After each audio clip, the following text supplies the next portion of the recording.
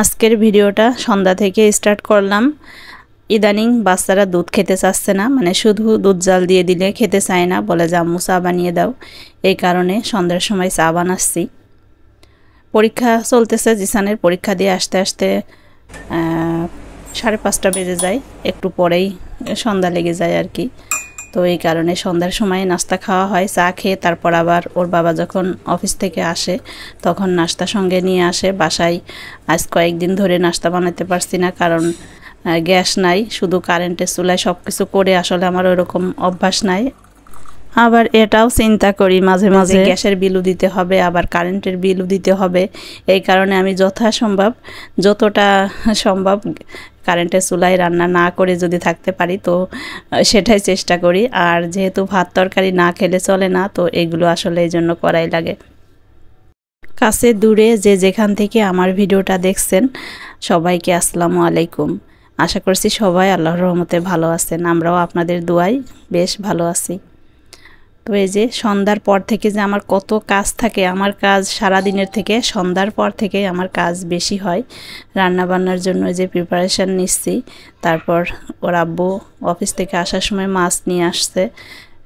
এই মাছগুলো এখন কাটবো, কেটে পরিষ্কার করব। একসঙ্গে বেশি মাছ এখন কিনি না, কারণ এগুলো তো আমারই কাটতে হয়। বড় মাছ কেটে নিয়ে আসে, তারপরে ওগুলো ধুয়ে পরিষ্কার করতে হয়, এর জন্য অনেকটা কষ্ট হয়ে যায়। তো এই কারণে এখন আর একসঙ্গে বেশি মাছ কিনি না, অল্প অল্প করেই কিনি আর কি। তো মাছগুলো একদম তাজা ছিল, তাই আমি এই যে একটু পানির মধ্যে দিয়ে খেলা করতেছি বাচ্চাদের মতো। আমার কাছে ভালো লাগে তাজা মাছ, আর তাজা মাছ ছাড়া আমার না মাছ কিনতে ইচ্ছা করে না, মাছ খেতেও ইচ্ছা করে না। আর আমি এই যে মাছ এই মালসাতেই পরিষ্কার করি, মালসা ছাড়া আমার কাছে মনে হয় যে মাছ ভালো পরিষ্কার হয় না। আর এই মাটির মালসা আমি বাড়ি থেকে নিয়ে আসছি, অনেক ভিডিওতেই বলা হয়েছে।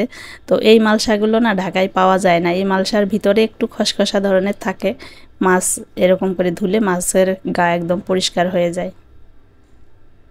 আর এই যে প্রত্যেকটা মাছের মধ্যেই ডিম, এখন এই সময়ে মনে হয় মাছের ডিম হয়।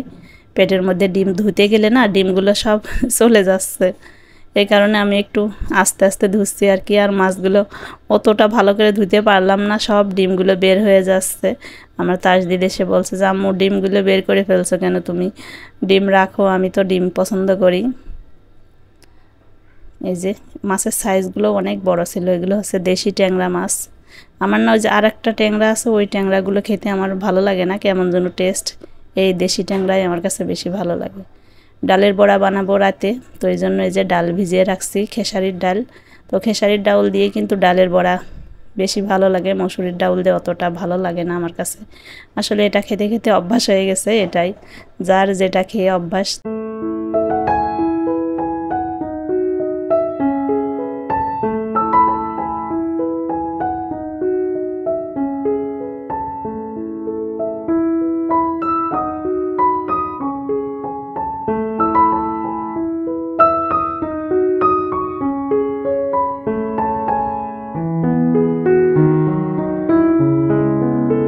প্রত্যেক দিন বিকাল হলেই বায়না শুরু হয়ে যায় বাচ্চাদের কি নাস্তা করব।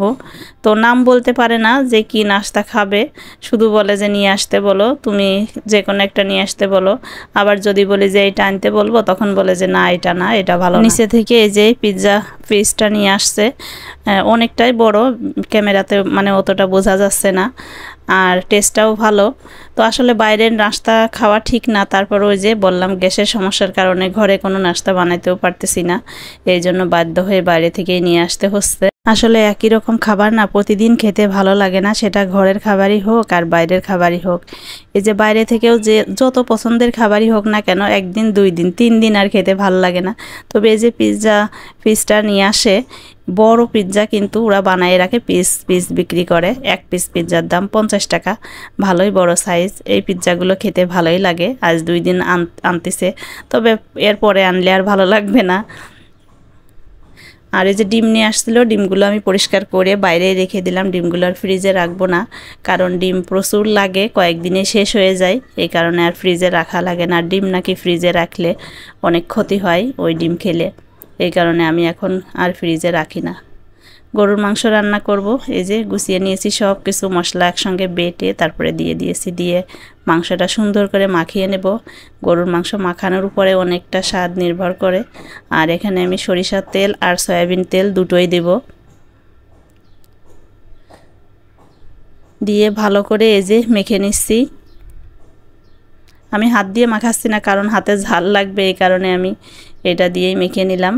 নিয়ে আমি কিন্তু পানি দিইনি, ঢাকনাটাও আটকাচ্ছি না, ঢাকনাটা উপরে কোনো রকম দিয়ে আমি কষাইয়ে নিছি, ভালো করে কষাইয়ে নিয়ে তারপর সামান্য পানি দিয়ে ঢাকনা দিয়ে রান্না করে নিয়েছি। এই যে মাংসটা রান্না হয়ে গেছে। অনেক টেস্টি হয় এভাবে মাংস রান্না করলে। এখন রাত হয়ে গেছে, সন্ধ্যার আজান দিয়ে এশার আজান দিবে দিবে ভাব। আর এখনও ওই যে ছেলে ঘুম থেকে ওঠেনি, ছোট ছেলে তো শুতে চায় না, আবার যদি শুয়ে থাকে তাহলে আর উঠতে চায় না। শোয়ার সময় এই যে কাছে এগুলো সব কিছু নিয়ে তারপরে ঘুমাইছে, যত খেলনা আছে। তো বাচ্চারা আসলে এরকমই, খেলনা হাতের কাছে এখনও এত বড় হয়ে গেছে তারপরেও খেলনা হাতের কাছ থেকে ছাড়ে না, এগুলো নিয়েই ঘুমায়। ঘুমানোর আগে আমি যদি বলি যাবো এগুলো দেওয়া, আমি সরাই রাখি, বলে যে না এগুলো আমার কাছেই থাক।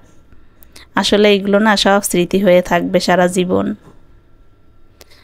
আর এই যে রাইস কুকারে রান্না করছি, এইভাবে জীবন চলতেছে। আসলে কি করব, কিছুই করার নাই। আমার জীবনটা মনে হচ্ছে যে অতিষ্ঠ হয়ে যাচ্ছে। ঢাকা শহর মনে হচ্ছে আমি এখনই ছেড়ে দিয়ে চলে যাই।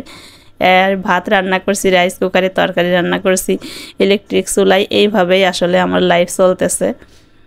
তো আজকে একটা নতুন রেসিপি রান্না করছি, আশা করছি আপনাদের কাছে ভালো লাগবে। আর এই রেসিপিটা কিন্তু আমি আগে এইভাবে রান্না করে খাইনি। শুধু এটা হচ্ছে কচু, এটাকে আমাদের দেশে শুলা কচু বলি, আবার কেউ কেউ দুধ কচুও বলে।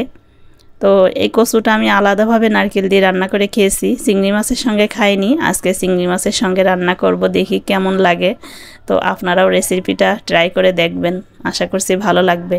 তো আমি খাওয়ার পরে ভিডিওটা শেয়ার করছি, আসলে অনেক টেস্টি হয়েছিল এই রেসিপিটা।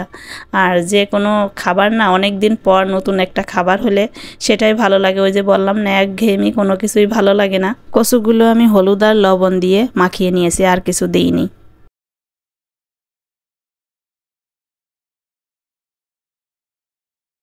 এক সাইড হয়ে গেলে আমি উল্টিয়ে দিয়েছিলাম, এই যে দুই সাইডটাই হয়ে গেছে। বেশি পুড়াইনি, একটু লাল লাল হলেই আমি উঠিয়ে নিয়েছি। আর কচুগুলো কিন্তু এরই মাঝে সিদ্ধও হয়ে গেছে।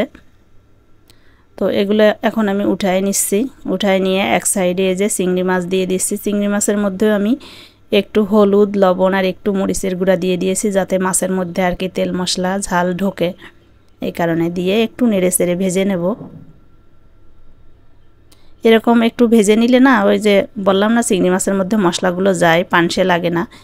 পরে যতই মশলার মধ্যে দিই না কেন, আমার কাছে মনে হয় যে অতটা স্বাদ লাগে না, এই কারণে। আর এই সাইডে এই যে মরিচ আর পেঁয়াজ দিয়ে দিলাম। তো যেহেতু ইলেকট্রিক চুলায় রান্না, সেহেতু আমি টাইম নষ্ট করতে চাচ্ছি না, এই কারণে একটার পর একটা আর কি দিয়ে দিচ্ছি, কারেন্টের অপচয় যাতে না হয়। আসলে আমাদের প্রত্যেকটা গৃহিণী হিসাব করে চলা উচিত আমার মনে হয়, কোনো কিছুই অপচয় করা উচিত না। পেঁয়াজগুলো একটু লাল করে ভেজে নিচ্ছি, বেশি পোড়াবো না, সামান্য একটু লাল করে ভেজে নিলাম।